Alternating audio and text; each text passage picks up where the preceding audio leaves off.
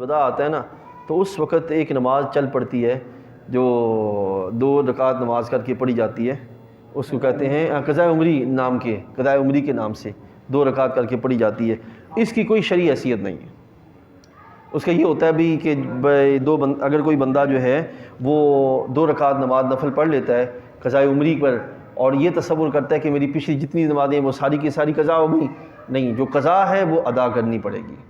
ٹھیک ہے نا، وہ ادا کیے بغیر اس کی قضا نہیں ہوگی۔ اب قصر نماز کے لحاظ سے قصر میں یہ ہے کہ اگر کوئی بندہ ارادہ سفر سے اپنے گھر سے نکل پڑتا ہے اور اس کا سفر ہے تقریباً 85 کلومیٹر، اس نیت سے کہ وہ میں سفر پہ جانے لگا ہوں، اس نیت سے وہ گھر سے نکل پڑتا ہے، تو رستے میں اگر نماز کا وقت آ گیا تو وہاں پہ بھی،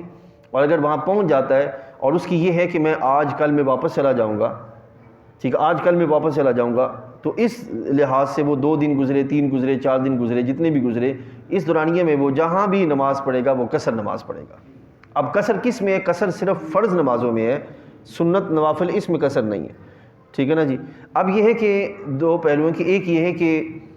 گاڑی پر ہے اور گاڑی سے صرف اتنا ہی اس کو ٹائم ملا کہ وہ 2 فرض پڑھ سکے،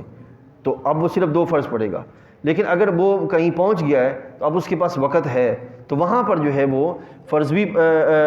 تو قصر ہی پڑے گا، لیکن باقی سنت نفل جو ہے وہ ساتھ کوشش کرے کہ وہ پوری پڑھ لے، کیونکہ اب اس کے پاس وقت ہے۔ پھر یہ ہے کہ اگر وہ بندہ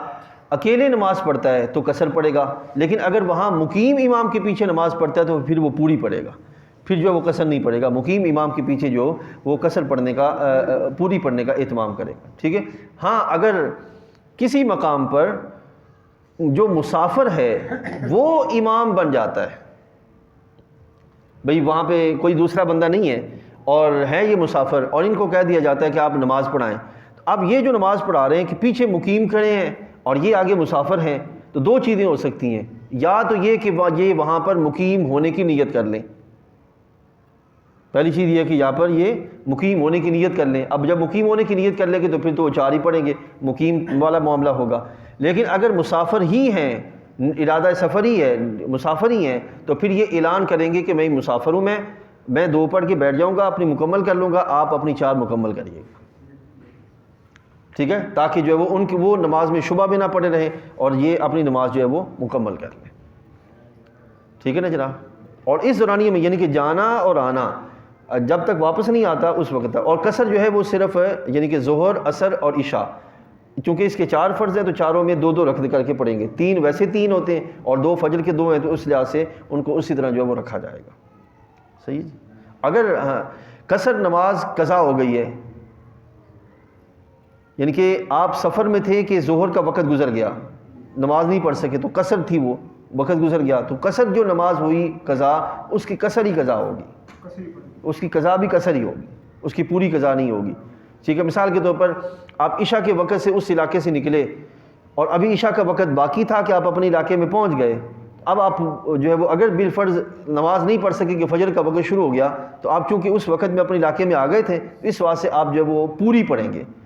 چونکہ آپ اپنے علاقے میں آ گئے ہیں، اور اگر وہ وقت گزر جاتا اور وہیں پہ درمیان میں فجر کی نماز کا وقت شروع ہو جاتا تو عصر کی عشاء جو ہے وہ قصر ہی آ کے پھر قضا کی جاتی۔ اور کچھ جناب؟ ہاں یہ بہت سے دوستوں کو مسئلہ ہے، ہاں میں بتا دیتا ہوں۔ فجر کی سنتیں،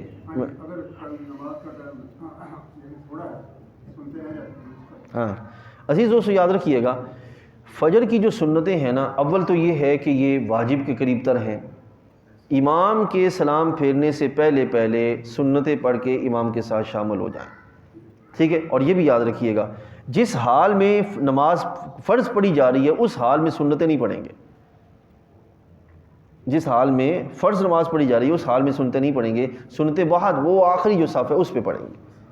ایک بات۔ دوسری بات یہ، اگر فجر کی سنتیں قضا رہ جاتی ہیں تو اب سنتیں جب اپنے محل سے نکل جاتی ہیں نا تو پھر وہ نفل ہو جاتے ہیں،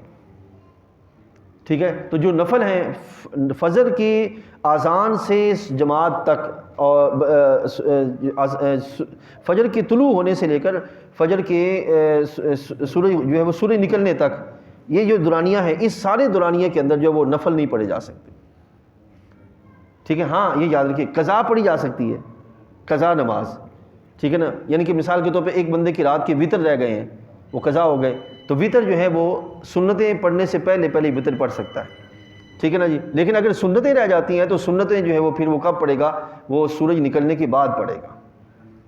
کیونکہ اس دورانیے میں سنتیں نفل پڑھنے کی اجازت نہیں ہے، تو وہ چونکہ نفل سنت کے درجے سے نکل گئے ہیں، نفل ہو گئے ہیں، تو ان کو جو ہے وہ سورج نکلنے کے بعد جو ہے وہ پڑھے گا، اس وقت میں جا کے پڑھے گا۔ اسی طریقے سے اگر کوئی بندہ جو ہے وہ عصر کی نماز کے بعد آیا ہے، ٹھیک ہے نا، اس وقت میں وہ نفل وغیرہ نہیں پڑھے گا، قضا نماز جو ہے وہ پڑھ سکتا ہے، اس دورانیے میں قضا پڑھ سکتا ہے، ٹھیک ہے۔ اب اگر کسی کے یہاں پہ میں نے جو بتایا کہ اگر کسی کے وتر رہ جاتے ہیں اور وہ وتر آتا ہے صبح فجر کے وقت پڑھتا ہے، تو اس وتر کی ادائیگی میں جب تیسری رکعت میں اٹھے گا تو اس نے جو دعائے قنوت سے پہلے اس نے ہاتھ تکبیر کے لیے بلند کرنے ہیں، تو اس وقت علماء نے لکھا ہے کہ وہ چونکہ قضا پڑھ رہا ہے اور مسجد میں پڑھ رہا ہے، تو اس وقت وہ ہاتھ اٹھائے گا نہیں، ہاتھ نہیں اٹھائے گا۔ کیوں؟ اس واسطے کہ گناہ ہے، ایک تو وتر چھوٹے وہ گناہ ہو گیا، اب دوسرا اس کا اظہار بھی گناہ ہے، لہذا اس واسطے وہاں پر جو وہ ہاتھ نہیں اٹھائے گا، بلکہ جو ہے وہ اسی طریقے سے اللہ اکبر کہہ کے ہاتھ اٹھائے بغیر آگے وہ دعائے قنوت شروع کرے گا اور دعا مکمل کرے گا، ٹھیک ہے جناب۔ چلیں، اللہ تعالیٰ